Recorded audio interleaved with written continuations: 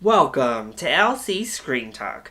My name is Larry, and today I am ranking all of the February 2018 releases that I saw. So these are all of the films that were released in the month of February, either to theaters or Netflix, and that I have seen either in February or before they were released. So obviously, if I haven't seen it, I can't rank it, and of course, this is just my personal opinion, and maybe a slightly controversial one at that. We'll see. So in all, I saw 10 films that were released this past month. So without further ado, let's jump right in with number 10, aka last place, and that is The 1517 to Paris. I said it in my review. This movie, for me personally, was nearly unwatchable. It was so poorly executed. And yes, part of that comes down to the acting quality not being maybe up to snuff, but really it all falls on Clint Eastwood's shoulders. And yes, a Clint Eastwood directed film is landing dead last. Because it was just an amateur hour. It looked like a vlog or something. It looked horrible. And it was just sad to watch. And actually, I found it to be disrespectful that Clint Eastwood put this little effort and created this horrible of a film for these heroes and these men. At number 9, I have 50 Shades Freed. I have to tell you, this almost was number 8, y'all. And I know it might be blasphemous to some people that I put this above a Clint Eastwood film depicting American heroes. But here's the thing. We're talking the films themselves here. We're talking about the filmmaking. And I think 50 Shades Freed is actually a professional-looking film. You know what you're getting yourself into, you know what you're getting, and for all of its flaws, I think that 50 Shades Freed provides a good enough closeout for fans of the franchise. Plus, the soundtrack is fire, as always, and it looked pretty. At number 8, I have Peter Rabbit.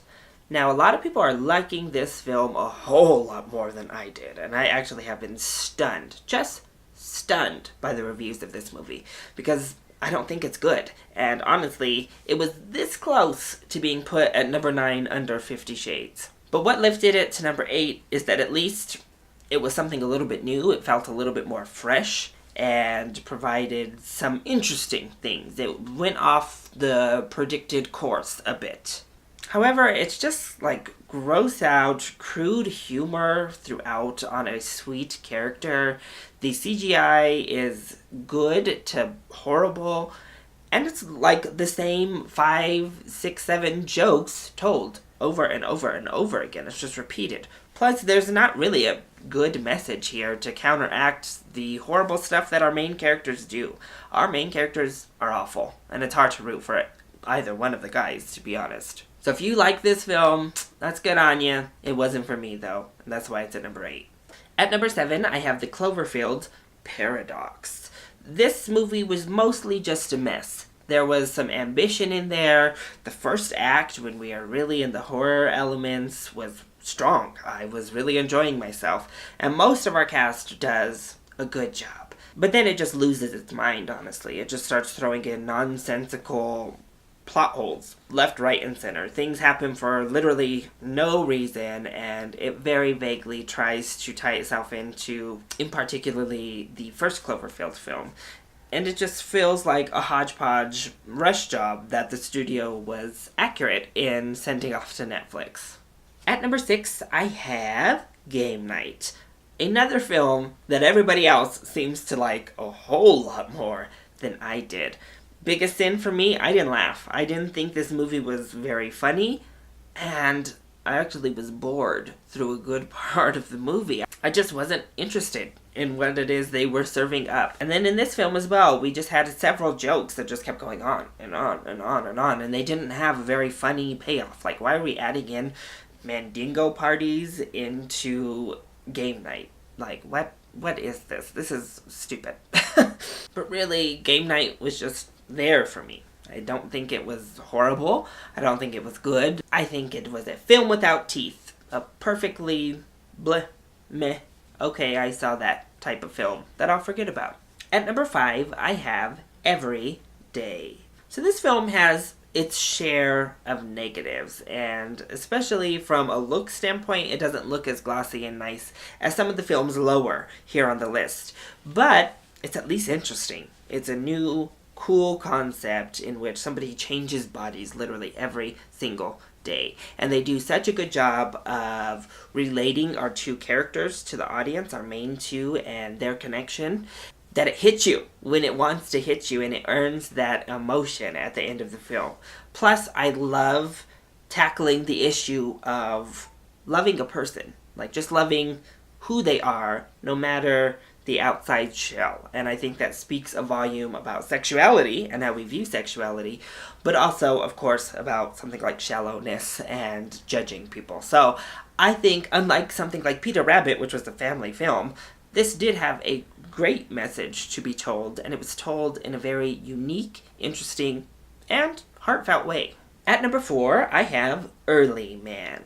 So Aardman Animation releases another film, and I think it's one of their weaker films, to be honest, but Aardman, at its weaker end, is still better than the other films on this list. I thought that Early Man was actually pretty funny. I laughed more here than I did in Game Night, that is for certain. Plus, the animation style in general, especially those backgrounds, were gorgeous. The characters are ugly, like ugly to a fault, actually, in this case, and the story's not new. It's not original. We've seen this story play out probably a million times at this point, but it's not always about originality, and this film executes what it is it's going for very well. So I enjoyed Early Man. I don't think it's fantastic by any means, but I think it's a solid animated offering. At number 3, I have Becks. I had a big problem with the ending of this film, but sometimes having a messy ending and having an unlikable character is not the worst thing in the world.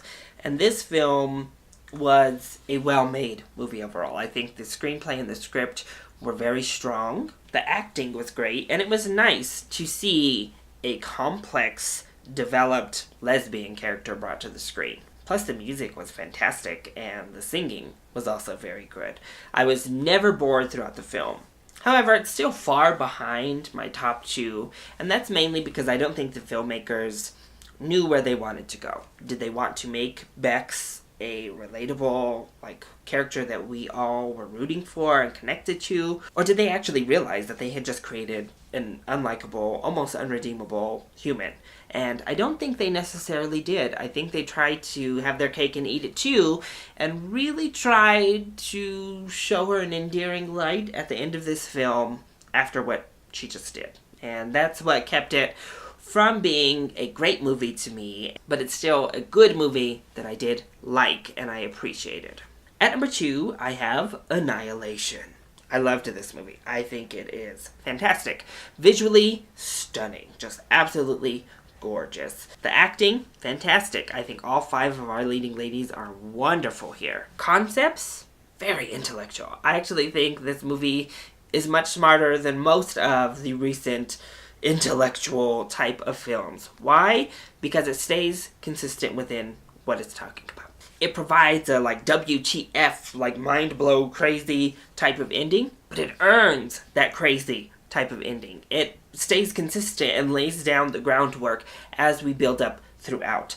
Plus, this is one that is not driven off of story per se. It is not driven off of actual events leading to an end mission. Though we do have that as a general structure guideline, this is an experience film, and I think they do such an amazing, fantastic job of putting you, the audience member, in the experience. You feel like you are right there feeling what Natalie Portman and gang are feeling. And I loved it. I know it's getting a lot of mixed reviews. Some people are really hating it. I thought it was fantastic. And at number 1, what a shocker, I have Black Panther. I've already seen this 3 times in the theaters, and each and every time it got better for me. I think this is actually a pretty fantastic movie. Of course, it's a historic movie. It is a movement at this point, and the box office numbers accurately reflect that.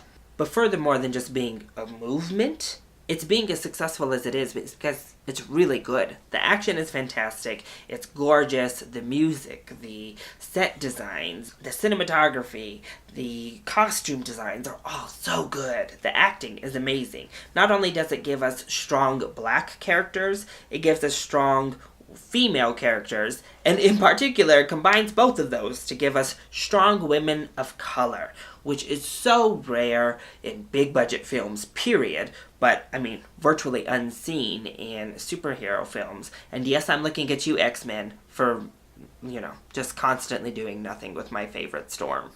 It gave us a great villain, it gave us a great contained story. It's a great movie. I really loved it. I'm so glad it lived up to the hype and to my personal expectations, and I think it was pretty clearly the best movie to come out in February. So that is my ranking of the 10 February releases that I have seen. What did you think of my ranking, and how would you rank the films you saw that were released this month? Let me know either in the comment section down below, or you can hit me up on Twitter. And if you liked this video, make sure to hit that like button down below and subscribe to the channel so you are always up to date on our latest videos. I love you all so much for your support. Mwah! Thank you for watching, and I'll see you next time. Bye!